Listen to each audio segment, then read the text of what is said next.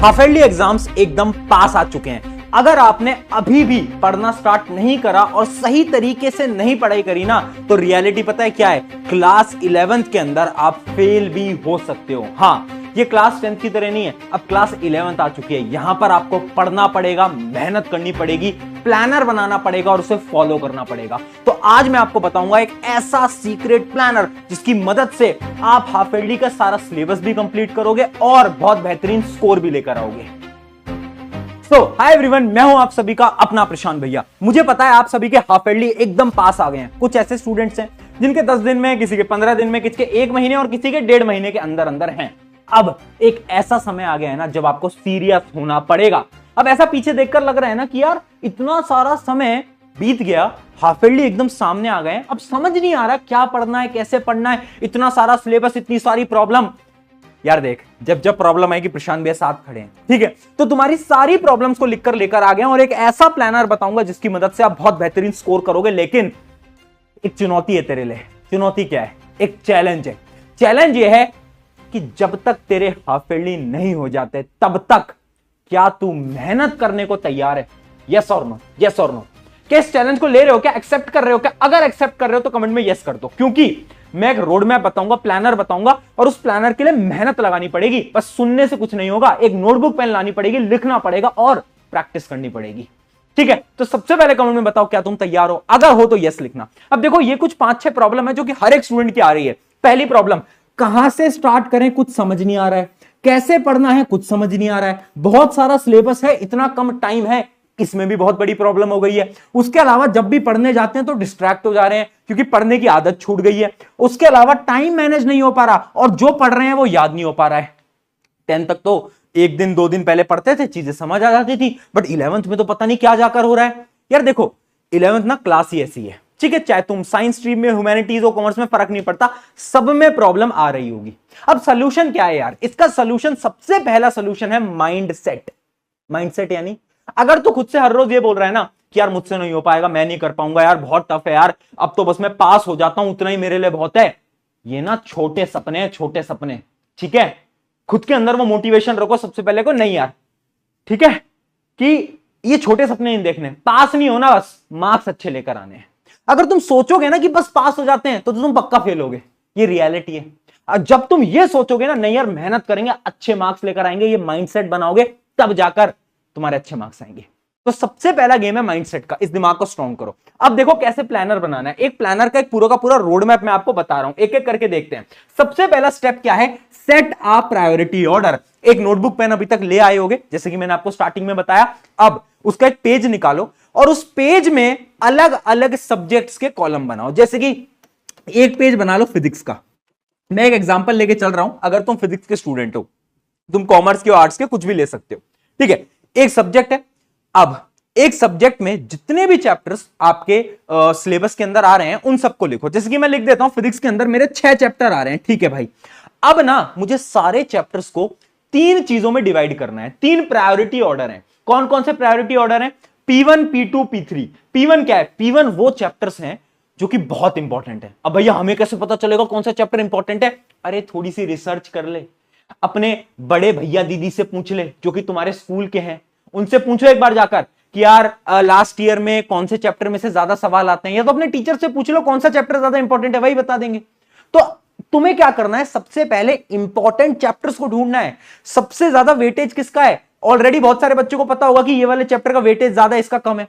तो जो चैप्टर का वेटेज ज्यादा है वो है P1 में, उसके बाद जिनमें कम है वो है P2 में, और जिनका बहुत कम है, जिससे मुश्किल से 1 या 2 सवाल आते हैं, वो आएगा P3 में, ठीक है? जिसके 1 या 2 क्वेश्चन आते हैं। आप प्रीवियस ईयर क्वेश्चन को उठाकर भी एनालाइज कर सकते हो अपने अकॉर्डिंग, ठीक है?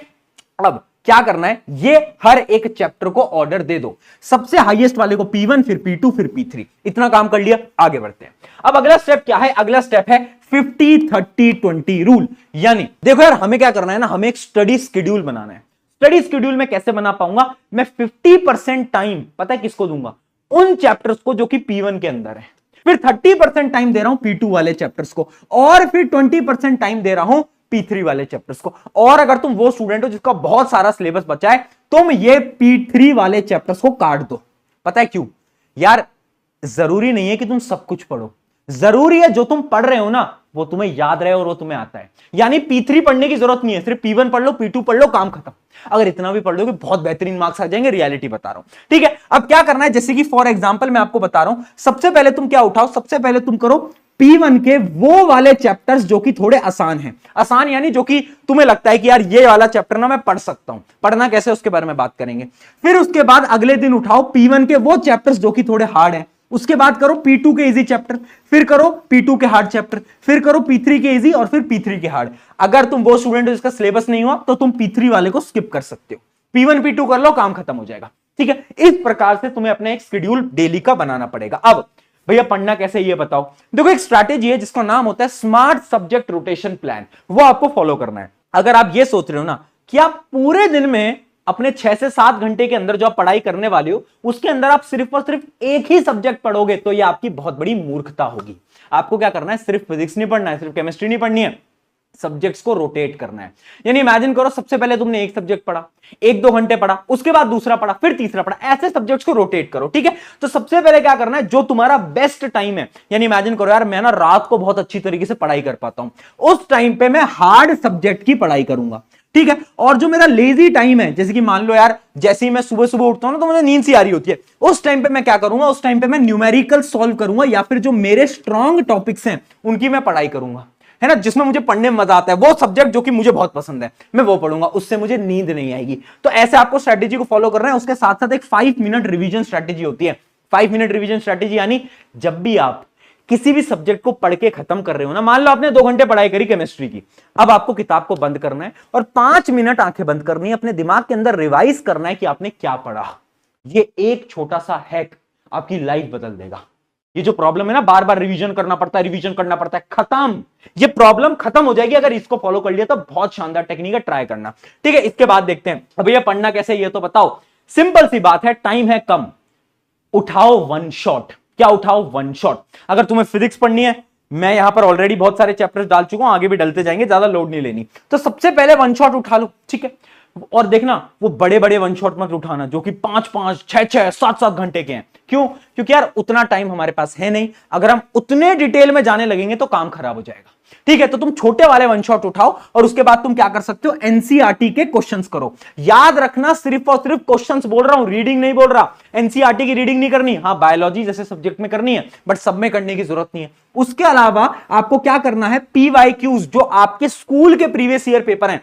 एक बड़ा हैक बताता हूं आपको। ठीक है, एक हैक ये बोलता है कि आपके जो टीचर्स है ना, जो 11th का स्कूल का पेपर सेट करते हैं, वो काफी क्वेश्चन प्रीवियस ईयर में से सेम देते हैं। यानी अगर आपने पिछले 5 साल के पेपर अपने सीनियर से मांग लिए ना तो आपका काम वहां पर खत्म हो सकता है। तो ट्राई करना पीवाईक्यूज को आप सॉल्व कर पाओ जो कि आपके स्कूल के अंदर प्रीवियस में रिपीट हुए। उसके साथ साथ आपको टॉपर्स का रिवीजन हैक करना है, जो कि जस्ट मैंने आपको अभी बताया कि जितना भी आप पढ़ रहे हो, किताब बंद करी, 5 मिनट के अंदर आंखें बंद करी और सारी चीजों को रिवाइज कर लिया।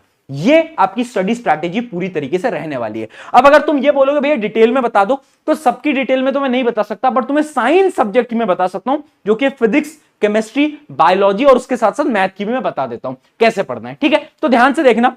अगर मैं बात कर रहा हूं फिजिक्स की, तो तुम्हें क्या करना है ना, सबसे पहले कॉन्सेप्ट को पकड़ना है। कैसे पकड़ोगे, वन शॉट की वीडियो से मैंने बना रखी है, तो उससे तुम्हारे कॉन्सेप्ट क्लियर होंगे। अब ये जो एचसी वर्मा है ना, ये तो हाथ भी मत लगाना, काट दो भाई, एचसी वर्मा मत उठाओ। अरे नहीं पूछ रहे एचसी वर्मा से सवाल, तुम कॉम्पिटिटिव एग्जाम की तैयारी कर रहे हो ना, तब पूछा जाएगा, अभी नहीं पूछा जाएगा। उसके अलावा एनसीईआरटी के न्यूमेरिकल्स करो, सिर्फ और सिर्फ फिजिक्स में। ठीक है, केमिस्ट्री के 3 पार्ट होते हैं, फिजिकल, ऑर्गेनिक, इनऑर्गेनिक। फिजिकल तो सिंपल है बेटा, फॉर्मूला पढ़ो न्यूमेरिकल करो, फॉर्मूला पढ़ो न्यूमेरिकल करो। बट जो ऑर्गेनिक है ना आपकी ऑर्गेनिक केमिस्ट्री, उसके अंदर ना आपको पूरा मैकेनिज्म को समझना पड़ेगा। इसमें भी वन शॉट पढ़ो और एनसीईआरटी के क्वेश्चन सॉल्व करो। लेकिन जो इनऑर्गेनिक है ना, इसमें आपको NCERT line to line read करनी पड़ेगी, बहुत ज्यादा बेनिफिशियल रहेगी। सिमिलरली बायोलॉजी में भी आप एनसीईआरटी पूरी पढ़ो। मैथ्स में आपको कुछ नहीं करना है, लेक्चर भी नहीं देखोगे तो भी काम चल सकता है, सिर्फ और सिर्फ कॉन्सेप्ट समझो और क्वेश्चन प्रैक्टिस करो, काम खत्म है। ठीक है ना। अब आते हैं कुछ बिगेस्ट मिस्टेक की तरफ, कुछ ऐसी गलतियां जो कि तुम्हें बिल्कुल अवॉइड करनी है। पहली गलती, डोंट मेक लॉन्ग नोट्स। यार ये समय नहीं है नोट्स बनाने का, बच्चे नोट्स बनाए जा रहे हैं, नोट्स क्यों बना रहे हो नोट्स, क्या करोगे नोट्स का? अरे रफ नोट्स बनाओ, वो नोट्स बनाओ जो कि तुम्हें समझ आ रहे हैं, ऐसे नोट्स बनाओ जो कि ठीक है यार बस तुम रीड कर पा रहे हो, जल्दी जल्दी बना लो। 4 पेन का इस्तेमाल मत करो। अगर तुम 4 पेन का इस्तेमाल नहीं करोगे कुछ नहीं बिगड़ेगा। ठीक है, तो सबसे पहली चीज तो क्या है, लॉन्ग नोट्स मत बनाना। ठीक है, don't waste too much time, यानी अपना ज्यादा समय वीक एरियाज में खराब मत करो। पता है तुम्हें क्या करना है, तुम्हें स्ट्रॉन्ग एरियाज को पकड़ना है और क्वेश्चन प्रैक्टिस करनी है, क्योंकि 11th क्लास में ना कॉन्सेप्ट से ज्यादा इंपॉर्टेंट होता है क्वेश्चन। तो जितने ज्यादा तुम क्वेश्चन प्रैक्टिस कर पाओगे उतना ज्यादा सही रहेगा। और तुम्हें पता ही होगा क्वेश्चन बैंक भी मैंने लॉन्च कर दिए है ना, फिजिक्स केमिस्ट्री और बायोलॉजी का क्वेश्चन बैंक आपको मिल जाएगा, लिंक डिस्क्रिप्शन में। तो क्वेश्चन बैंक ले लो और क्वेश्चन की प्रैक्टिस करो। ठीक है, उसके अलावा फोकसिंग ओनली ऑन थ्योरी, मैंने बताया सिर्फ थ्योरी से काम नहीं चलेगा, न्यूमेरिकल करने पड़ेंगे। और राइटिंग प्रैक्टिस ना करना, ये बहुत बड़ी दिक्कत है। अगर तुम किसी कॉम्पिटेटिव एग्जाम की तैयारी कर रहे हो ना, तो तुम्हें लिखने की तो आदत ही नहीं होगी, क्योंकि तुम तो एमसीक्यू क्वेश्चन सॉल्व कर रहे हो। और जब तुम स्कूल में पेपर दोगे ना, तो होगा क्या ना कि तुम्हें लगेगा यार आंसर लिखते कैसे हैं, वो तो याद ही नहीं आ रहा, वो तो समझ ही नहीं आ रहा। तो राइटिंग प्रैक्टिस करना स्टार्ट करो, थोड़ा थोड़ा लिख लिया करो यार, है ना। मुझे पता है तुमने 10th बोर्ड में बहुत अच्छे आंसर लिखे थे, बट ना बहुत समय बीत गया है और तुम्हारी आंसर लिखने की ताकत खत्म हो गई है। तो एक बार थोड़ी बहुत प्रैक्टिस करोगे तो वापस से वो ताकत तुम्हारे अंदर आ जाएगी। उसके अलावा माइंड सेट, जो मैंने आपको स्टार्टिंग में बताया था, यार याद रखना, तुम ना कर सकते हो, तुम कर सकते हो, खुद पे भरोसा रखो।